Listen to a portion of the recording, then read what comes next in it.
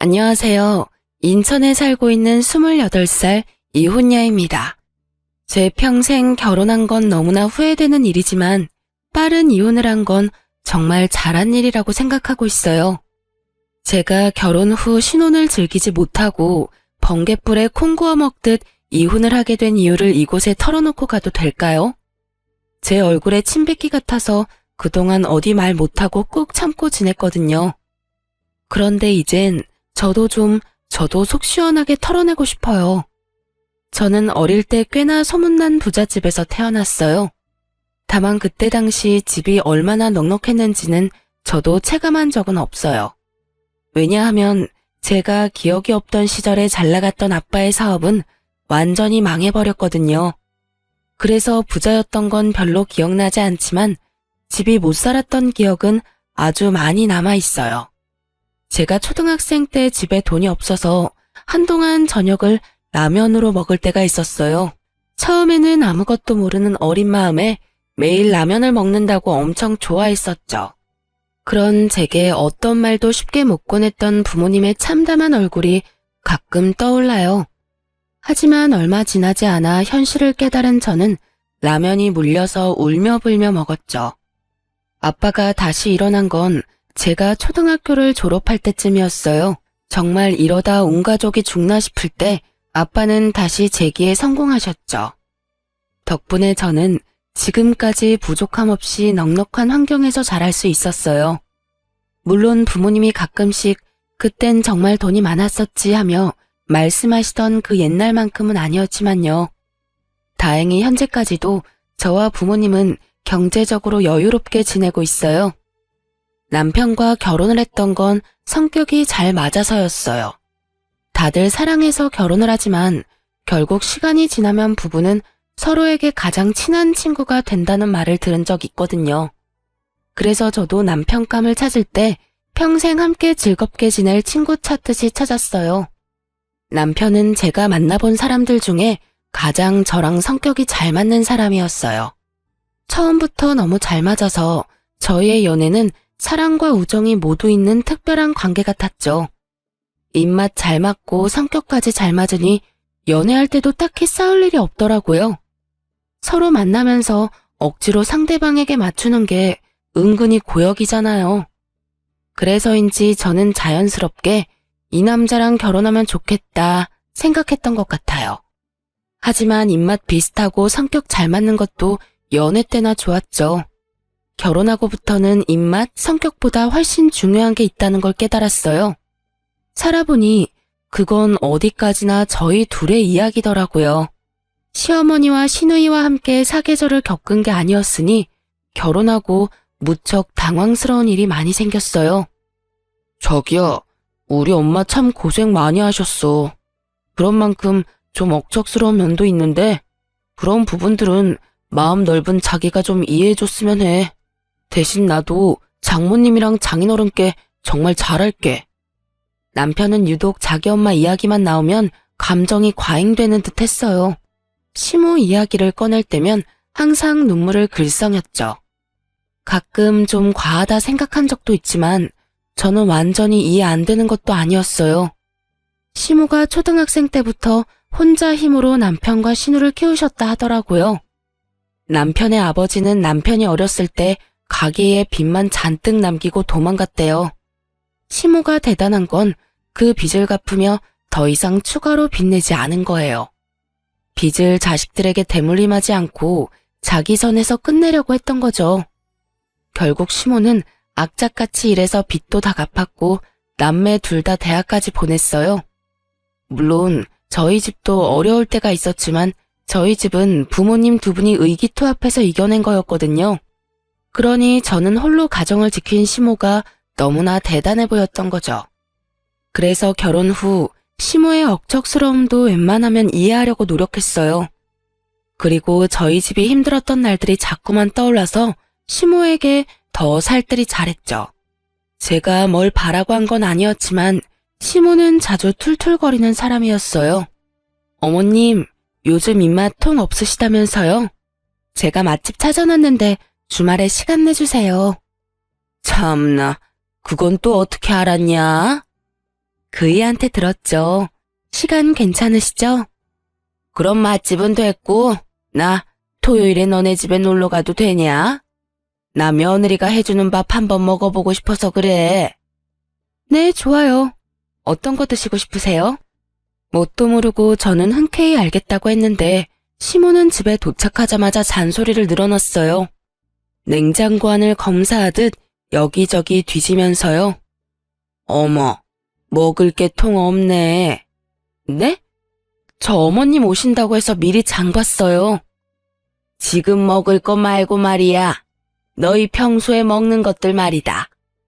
아, 저희 그때그때 먹을 만큼씩만 사고 있어서요. 요즘 사람들 인터넷에서 장 보던데 너도 혹시 그러니? 아무래도 그렇죠, 어머님. 저희는 보통 그렇게 장 봐요. 둘 다 회사 다니니까 아무래도 그게 쉽고 편하더라고요. 그리고 마트보다 소량으로 파는 것들도 많아요. 아니, 인터넷이랑 마트 말고 재래시장에서 장을 봐야지. 그래야 물건도 좋고 가격도 훨씬 저렴하지. 아, 사돈이 그런 건 안 가르쳐주니? 에이구 정말. 살면서 무슨 변수가 언제 어떻게 생길지 누가 알아? 날 봐라. 남편 도망가서 평생을 이 고생했잖냐. 물론 내 아들은 지 아빠 말고 날 쏙 빼닮아서 그럴 일은 없다만 너 나중에 애 낳고 키우다 보면 언제 회사 그만둘지도 모르고. 이렇게 둘 다 벌고 있을 때 미리미리 절약해라. 알았냐? 네, 그럴게요. 어머, 너 내 말 그냥 듣고 흘리는 거냐? 대충 대답하지 말고 지금 내 말 새겨들어라. 네, 알겠어요. 매번 그렇게는 못해도 되도록이면 시장 가보도록 할게요. 매번 그렇게는 못한다니. 지금부터 물건 사는 습관을 잘 들여야지. 너 그렇게 뭐든 쉽게 사는 버릇하면 되겠어? 그 순간은 제가 무조건 시모 말에 넙죽 엎드려야 시모의 잔소리가 끝날 것 같았어요. 하지만 저는 무조건 오케이 하지는 않았답니다. 지금 당장 회피하자고 수긍했다가 미래에 제가 더 고생할 것 같았거든요. 그래서 저는 은근히 시모에게 반항을 했어요. 그럼 어머님, 이렇게 하는 건 어떨까요? 아무래도 제가 남편보다 주간에 일하는 시간이 많아요. 주말까지 일이 생기는 경우도 허다하고요. 그래서 그동안 대부분 집안 마트나 인터넷으로 장 봤는데 어머님이 재래시장 가라고 하심 대부분 장은 남편이 볼 것 같아요. 그래도 괜찮겠죠? 뭐? 그게 무슨 말도 안 되는 소리냐? 저희는 맞벌이니까 살림을 제가 다 전담할 수는 없어요, 어머님. 그래도 그이가 어머님한테 보고 배운 게 있으니까 저보다는 물건도 잘 볼 것 같긴 해요. 오히려 잘 된 거 아닌가요? 시모는 예상하지 못한 제 말에 잠시 벙찌더라고요. 응? 그래? 그래 뭐 장 보는 것쯤은 너희 알아서 해라. 그래도 꼭 시간 나면 내 아들 시키지 말고 네가 직접 재래시장 가보고 그래. 평생 인터넷에서 장 볼 거 아닌 말이다. 네, 어머님, 그렇게 할게요. 시모는 괜한 아들 고생시키는 것 같아 마음에 안 드는 눈치긴 했지만 그 이후로 시장에서 장 보라는 소리는 쏙 들어가더군요. 만날 때마다 여러 잔소리를 늘어놓던 시모는 비록 다정한 성격은 아니었지만요. 그렇다고 며느리가 말 안 듣는다고 주구장창 괴롭힐 사람으로는 또 안 보였어요. 본인이 납득할 만하면 웬만해서는 그냥 넘어가더라고요. 그래서 저도 큰 불만 가지지 않으려 했죠. 하지만 시간이 지날수록 가만히 있으면 호구라는 말이 떠올랐어요. 남편과 시댁 때문에 저와 친정 식구들이 호구가 되는 느낌이 강하게 들었거든요. 처음에 저희 부모님은 양가 집안이 차이가 좀 나니까 남편과의 결혼을 조금 반대하셨어요. 저희도 물론 어려웠던 적 있었지만 저희 집이 겪은 아픔과 시댁의 아픔은 좀 다르니까요. 아빠는 살아온 결이 집안끼리 비슷해야 좀 더 제 결혼 생활이 순탄하지 않을까 고민하셨어요. 큰 반대보다는 걱정과 우려라는 표현이 더 어울리겠네요. 그랬던 저희 부모님도 막상 싹싹한 성격에 제게 잘하는 남편을 만나보고는 좋은 사람 같다며 결혼을 허락하셨죠. 그런데 결혼 후 신우이의 행동을 보고 저희 엄마 아빠는 많이 불편해하셨어요. 상견례 때는 참하고 조용하더니 결혼하자마자 신우가 본색을 드러내더라고요. 오죽했으면 속상한 저희 아빠 입에서 이런 말이 나왔어요. 내가 끝까지 이 결혼 반대할 걸 그랬다. 다름 아니라 결혼하고 처음으로 양가 모여서 식사하는 자리를 가졌는데 철없는 신우이가 설쳐서 분위기가 완전히 엉망이 됐거든요. 곧 30대를 앞두고 있는 신우이는 집안에서 사고뭉치 같은 존재였어요. 신우가 고등학생 때 갑자기 메이크업 하고 싶다고 해서 시모는 뼈 빠지게 일한 돈 신우에게 아낌없이 지원을 해줬다고 합니다. 그 당시 미용 재료값, 학원비까지 돈이 은근히 많이 들었대요. 그래도 신우가 각종 미용 자격증 따고 전문대까지는 갔다 합니다. 그런데 실습 나가서 고작 몇 개월 일해놓고 힘들다면서 졸업도 포기하고 그동안 배운 것들 다 때려치웠다더라고요. 그러고는 쭉 집에 틀어박혀 백수로 살았고요. 그 나이 먹도록 남편과 시모에게 기생한 거죠. 그러다 겨우 1년 전쯤 보험 설계사로 취직한 거예요. 저는 그 사정을 뒤늦게 남편에게 들은 터라 속으로 당황할 수밖에 없었죠. 진작 알았다면 신우 때문에 남편과의 결혼을 보류했을지도 모르겠네요. 그럼에도 불구하고 저는 지금이라도 신우가 밥벌이 하고 있으니 지나간 과거보단 현재를 응원하려 했어요. 하지만 뻔히 제가 그 모든 사정을 다 알고 있는데 신우 하는 행동들이 너무 뻔뻔하더라고요. 새언니, 다시 한번 진심으로 결혼 축하해요. 우리 오빠 앞으로 잘 부탁해요. 고마워요, 아가씨. 그럼 이제 결혼식도 끝났고 중요한 일 딱 하나 남았네요. 네? 어떤 거요?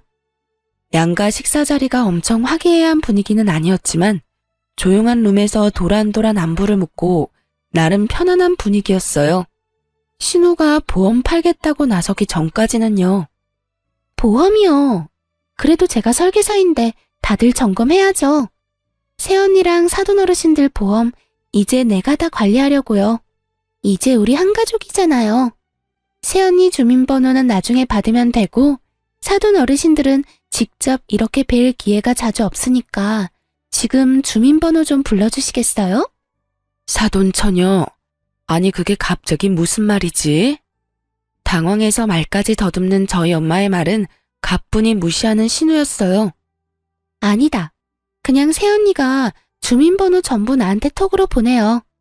사돈 어르신, 걱정 마세요. 제가 다 알아서 할게요. 이제라도 부족한 보험 추가하고 필요 없는 보험은 정리해야죠. 그때 일식집이었는데 죽을 먹고 차례로 음식 나오려는 찰나였어요. 당연히 먹기도 전에 저희 가족들 입맛 다 떨어졌습니다. 저뿐만 아니라 저희 부모님 역시 신우의 건방진 태도에 깜짝 놀랐고요. 신우에게 제가 만만해 보였나 울컥 화도 치밀어 오르더라고요. 저는 그렇다 해도 저희 부모님 우습게 보는 것도 열받고 그걸 제지하지 않는 심오한 남편도 어이없었어요. 솔직히 가까운 가족 사이에도 보험은 정말 신중하게 가입하는 거잖아요. 본인이 필요하다 생각이 들면 열심히 알아보고 가입해도 되는 게 보험이고요. 그런데 신우이가 경력 있는 베테랑 설계사도 아니고 병아리 신입 설계사인 거 시댁도 저도 다 아는 사실이잖아요. 설령 신우가 보험의 여왕이라 했어도 그 식사 자리에서 갑자기 영업하는 것도 굉장히 무례한 일이라 생각했어요. 친정 부모님도 말문이 턱 막히셨고요. 아가씨, 여기서 이렇게 말할 게 아닌 것 같아요. 지금은 식사부터 하고 다음에 저랑 이야기해요. 상황 파악 못하는 신우이에게 저는 단호한 말투와 눈빛으로 경고했어요. 하지만 신우는 눈치는 진작에 말아먹은 사람처럼 굴더군요. 다음 언제요?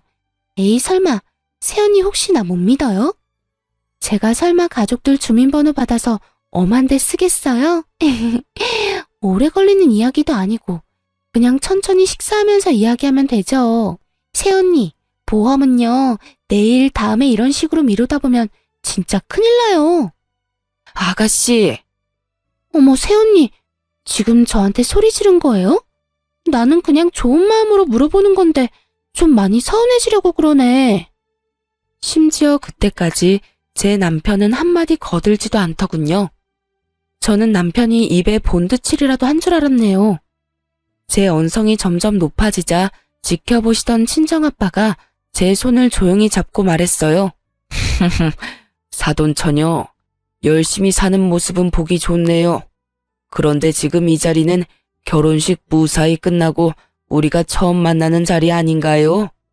아직 그런 사적인 이야기를 꺼내기엔 이른 것 같은데 난 오늘은 즐거운 식사 자리에 집중하고 싶네요.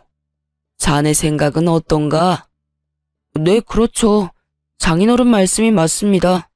이제 소정아, 그 얘기는 그만하자. 내가 뭘 어쨌다고. 아빠가 남편에게 묻자 남편은 그제서야 그만하라고 시누이를 말렸어요. 시누이는 식사하는 내내 입이 대빨 튀어나와선 아무 말을 하지 않았어요. 차라리 그렇게 입을 다문 편이 나았죠. 시모는 창피는 했는지 나중에 시누이 등짝 때리는 건 얼핏 봤어요. 문제는 그 이후에 신우가 전화와서 엄청 우는 소리를 하는 겁니다. 새언니, 나 이번 달 실적 조금만 더 채우면 되거든요? 저 좀 도와주면 안 돼요? 보험 비싼 거 가입하라고는 강요 안 할게요. 이참에 진짜 보험 점검하면 좋잖아요. 아가씨, 네? 어머님이랑 남편은요? 그게 아가씨한테 보험 들었어요? 엄마랑 오빠는 어떤 보험 들지 아직 고민 중이에요. 어머님이랑 오빠 가입하면 그때 저도 생각해 볼게요. 너무해요, 진짜. 너무한 건 아가씨죠.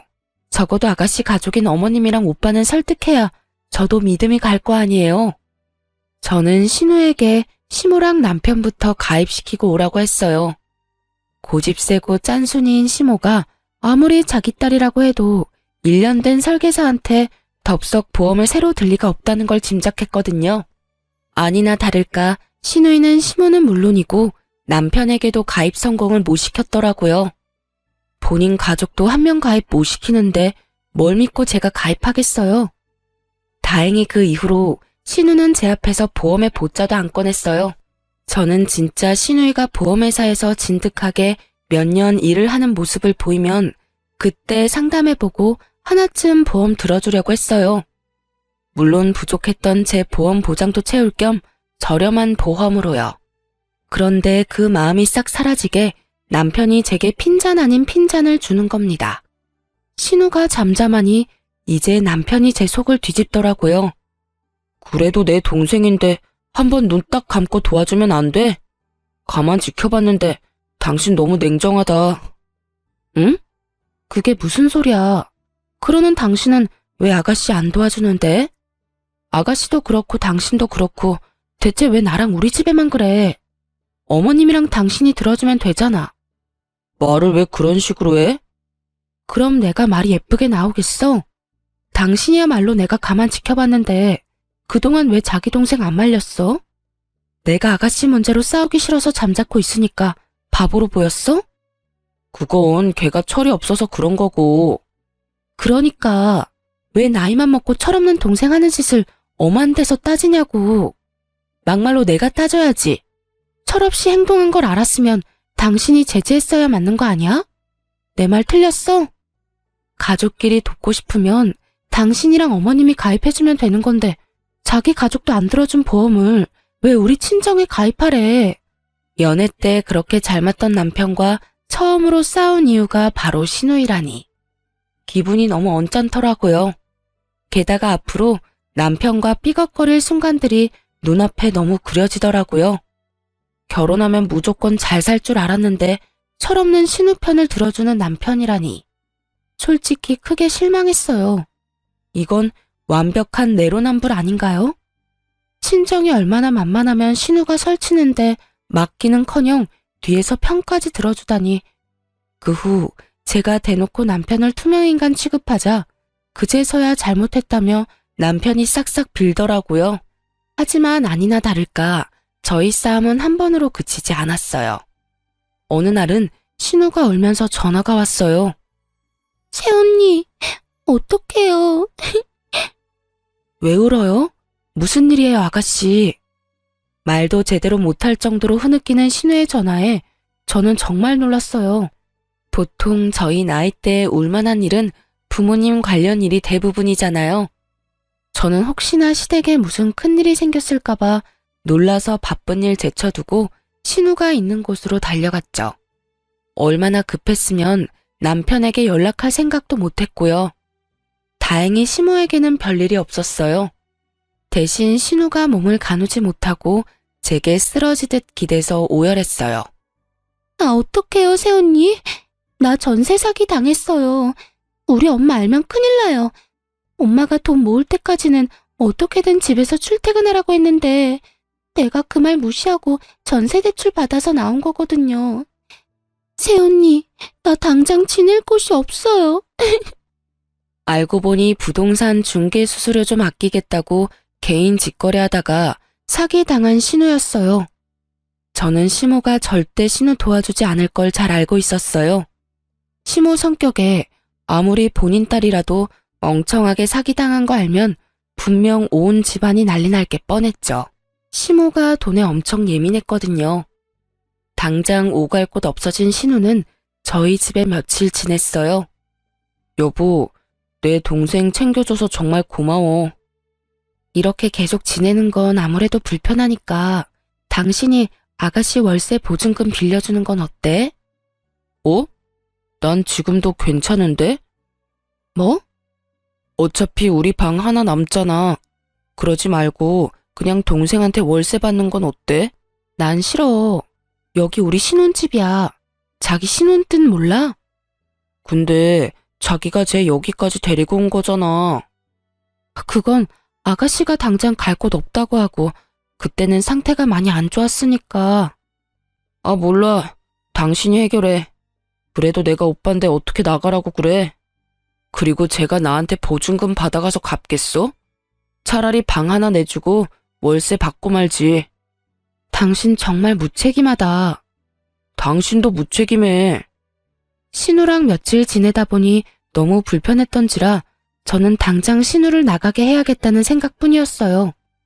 그때까지는 남편과 이혼까지 갈 생각은 못하고 어차피 못 받을 돈 남편이 빌려주나 제가 빌려주나 똑같다 생각하고 제가 줘버렸어요. 지금 생각해보면 바보 같은 선택이었지만 그땐 가족이니 벼랑 끝에 몰렸을 때 한 번은 도와주자 생각도 했고요. 주식이랑 적금 여기저기 돈 묶인 남편보다는 제가 당장 현금 여유가 있기도 했고 재정적으로도 제가 남편보다 돈은 더 많았거든요. 신우 일이 해결되자 남편은 또 울먹거리며 말했어요. 당신한테 정말 감동받았어. 진심으로 고마워. 내가 정말 잘할게. 하지만 이번에 큰일은 친정에서 치르고 말았죠. 생각지도 못하게 엄마 건강에 적신호가 온 거죠. 난소에 작은 혹이 여러 개가 발견됐거든요. 그래도 암은 아니어서 천만다행이었지만 처음 알게 됐을 때는 너무 놀랐어요. 저는 친정엄마 앞에서 애써 눈물을 참았지만 남편 목소리를 들으니 눈물이 터지더라고요. 여보, 나 이제 점심시간이야. 장모님 괜찮으셔? 난소에 혹이 여러 개 발견됐대. 처음에 암인 줄 알고 얼마나 놀랐는지 몰라. 아, 여보, 너무 걱정하지 마. 내가 있잖아. 그 순간에는 그냥 목소리만 듣는데도 든든하더라고요. 그 다음 신우가 엄청 의기양양한 목소리로 전화가 오기 전까지는 그렇게 생각했어요. 새언니, 내가 분명히 큰일 난다 경고했었죠? 그러길래 내가 신청서 줄 때 진작 상담하고 가입했으면 좋았잖아요. 다들 내 말 무시하더니 으이그. 그래서 사돈어른 난소암 보험금은 어디서 얼마나 나온대요? 뭐라고요? 아, 진짜 일 터지고 후회해봤자 소용없어요. 그러니까 빨리 새언니도 나한테 상담받고 가입해요. 아가씨, 지금 그게 할 말이에요. 그리고 난소암 아니고 혹 몇 개 발견된 거고요.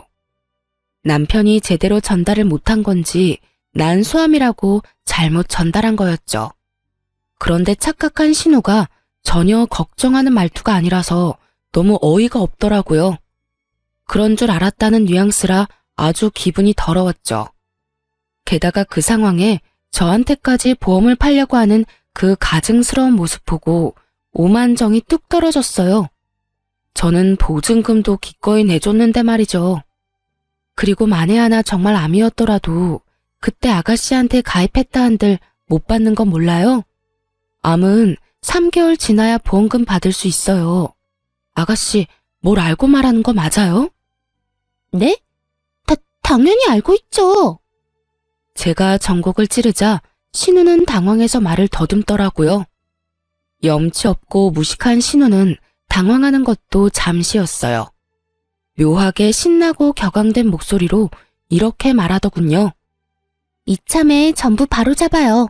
난소에는 혹이 있어서 암 가입은 안 되겠지만 다른 보험이라도 점검해야죠. 병원 어디예요? 지금 내가 갈게요. 아, 아가씨, 됐거든요. 그리고 엄마 아는 보험 설계사분 있어요. 그러니까 그만 좀 영업해요. 아주 지긋지긋해 죽겠네. 가족끼리 기분 상하게 뭐 하는 짓이에요? 저는 딱 잘라 거절하고 신우의 전화를 일방적으로 끊었습니다. 그때 전화만 끊은 게 아니라 아주 이참에 신우랑 인연을 끊으려고 마음먹었죠. 제 마음속에는 이대로 신우랑 평생 안 보던가 남편이랑 이혼하던가 둘 중 하나였어요. 퇴근한 남편에게 신우의 만행을 알렸더니 돌아오는 반응은요. 에이, 그럴 수도 있지. 내 동생 원래 철이 없잖아. 잘 배운 당신이 내 동생 불쌍하게 생각하고 이해 좀 해줘라.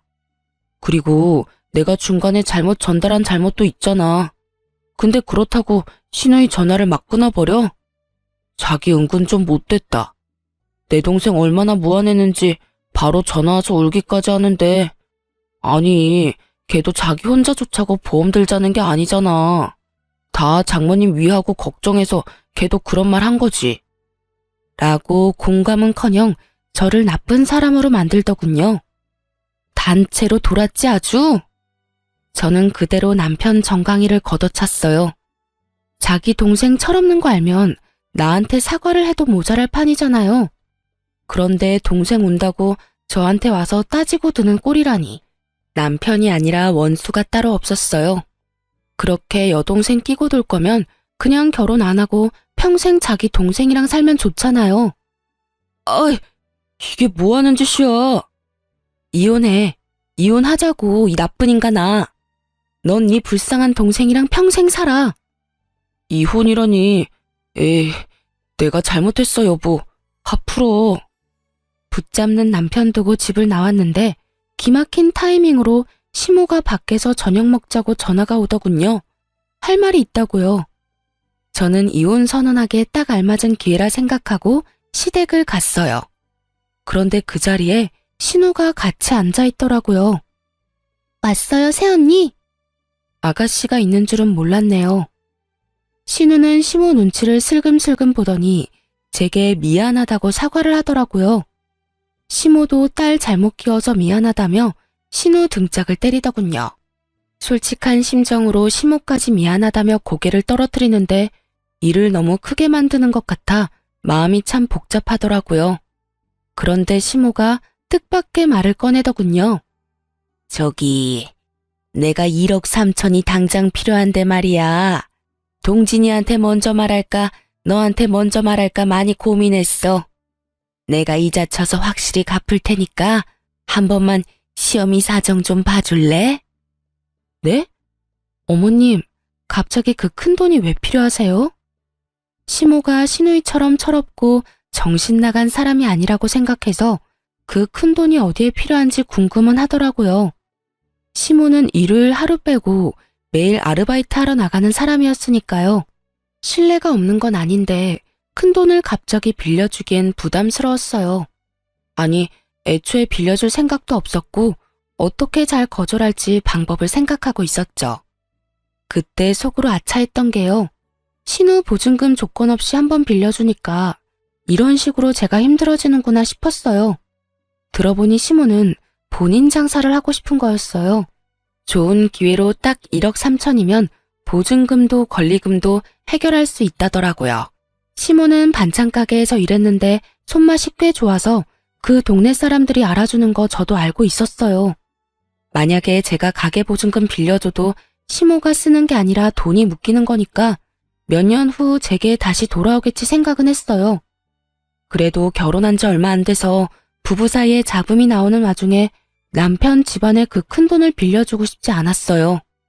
장황한 설명에도 제가 긍정의 말이 없자 시모는 삐친 얼굴로 말없이 식사만 했어요. 저는 중간에 화장실로 도망가 남편에게 당장 오라고 했죠. 남편과 통화를 끝내고 화장실에서 나왔는데 그 넓은 고깃집이 시끄럽도록 둘이 하하호호 웃으며 난리가 났더라고요.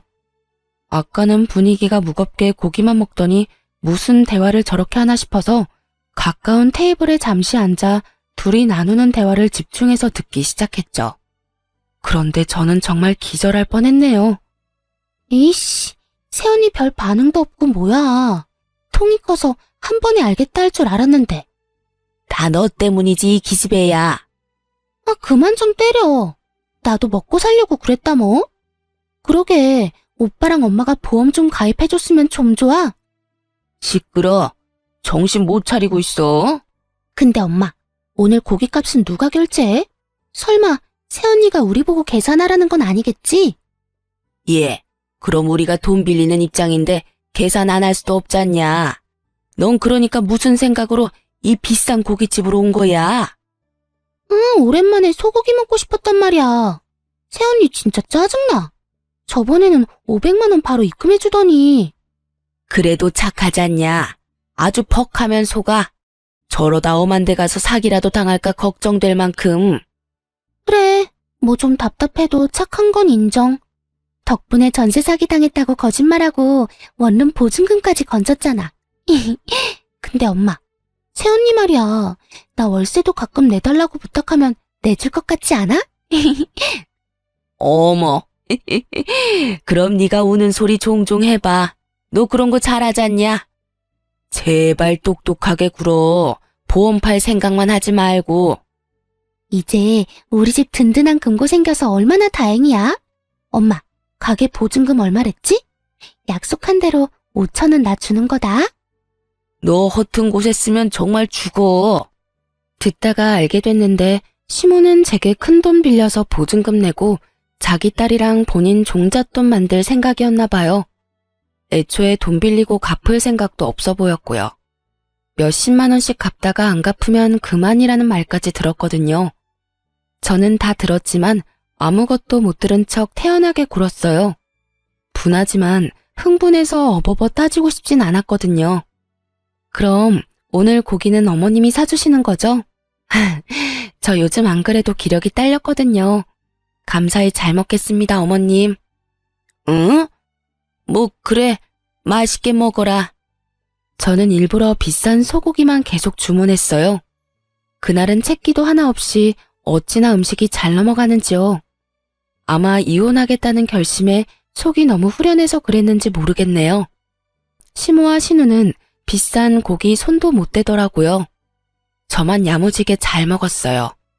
30만 원 넘게 나왔는데 손을 벌벌 떠는 시모였죠. 어머님 잘 먹었습니다. 설마 돈 아까운 건 아니죠? 아깝다니.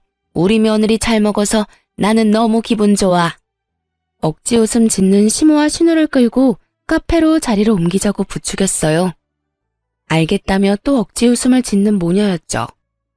시모는 예상치 못한 큰 돈을 지출해서 그런지 얼굴이 잔뜩 어두워져서는 카페에서도 돈 이야기를 꺼내더라고요. 그럼 돈은 해주는 거지? 어머, 어머님 얼마라고 했었죠? 1억 3천. 오늘 해줄 거야?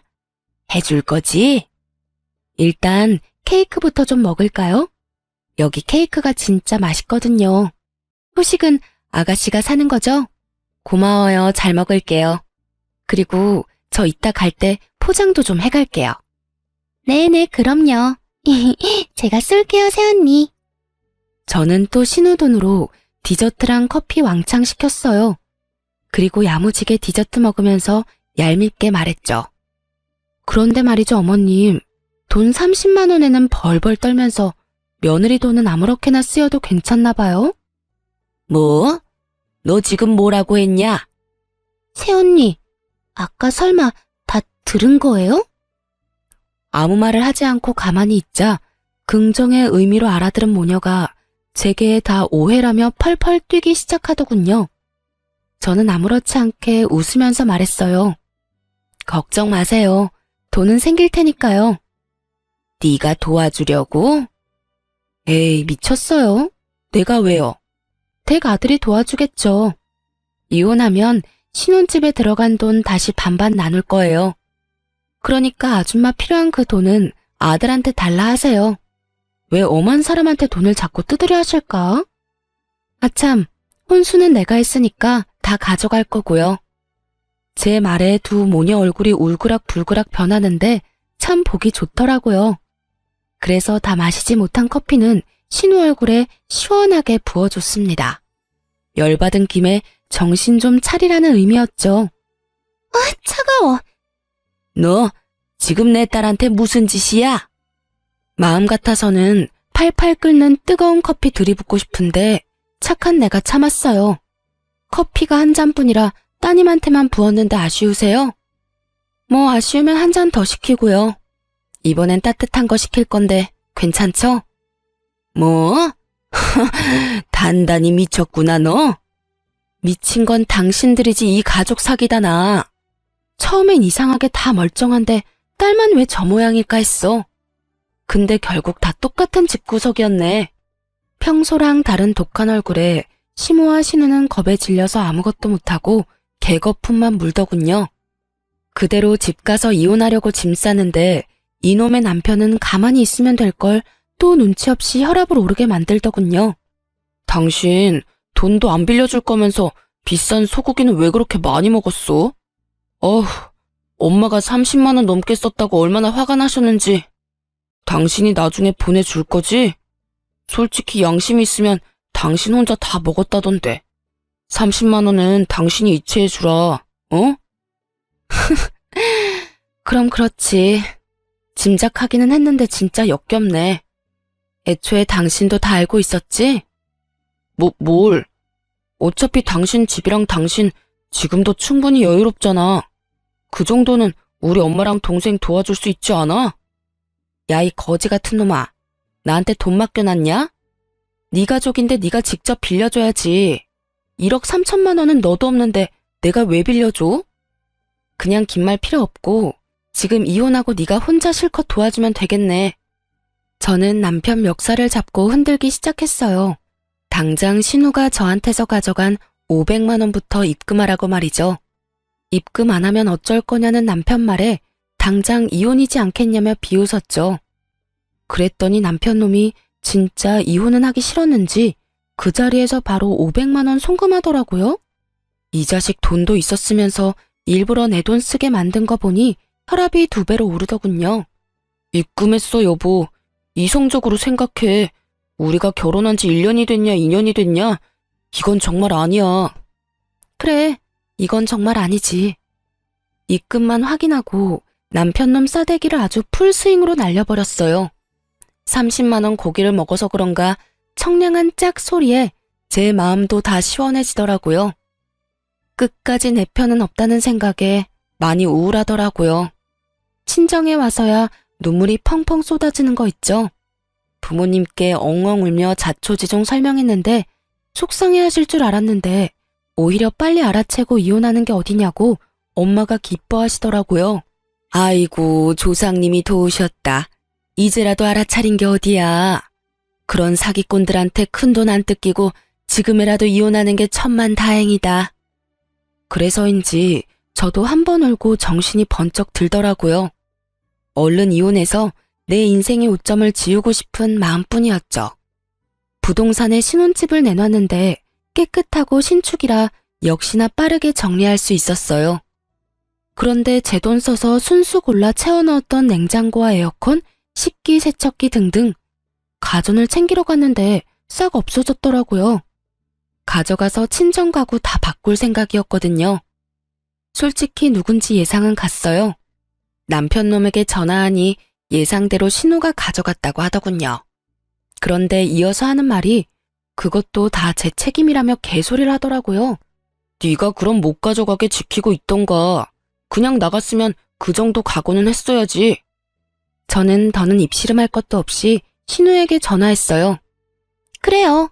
몇 개는 중고로 팔았고 나머지는 우리 집에 가져왔어요. 너 정말 못 쓸 물건이구나.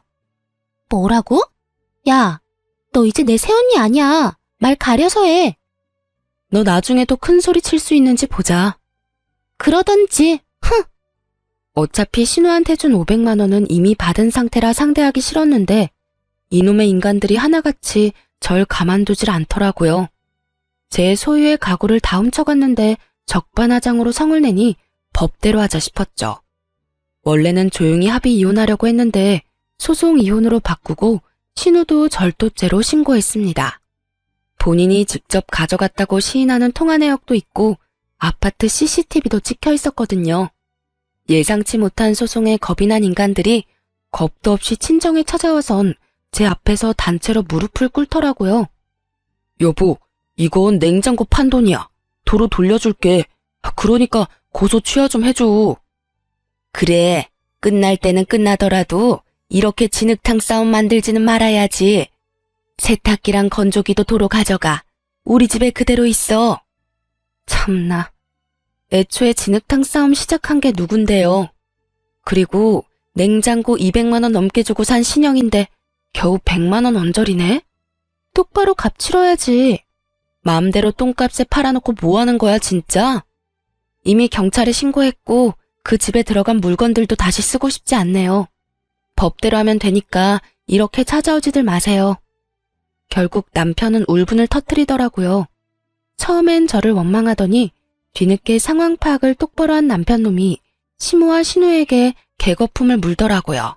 둘 다 내 인생 이렇게 망치니까 좋아? 좋냐고. 그냥 평범하게 잘 살 수 있었는데, 그런 남편에게 저희 부모님이 말씀하셨죠. 다 잘못들은 했지만 남편인 자네가 다 알면서도 눈 감은 건 문제 아니던가? 장인어른, 그렇게 부르지 말게. 이혼한 사이에 장인이라니 내 집에서 다들 당장 썩 꺼져. 잘못했어요. 저는 정말 억울해요. 바짓가랑이 붙잡고 애원하는데 가증스럽기만 했어요. 자기 엄마랑 동생이 부인 기만할 때 가만히 있었으면서 뭐가 그리 억울할까요? 저는 이혼 소송은 그대로 진행했고 신우도 경찰에 넘겼어요. 겁 없이 혼수를 훔쳐간 건 잘못이지만 나름 선심 써서 제 값만 내놓으면 합의해주려 했거든요.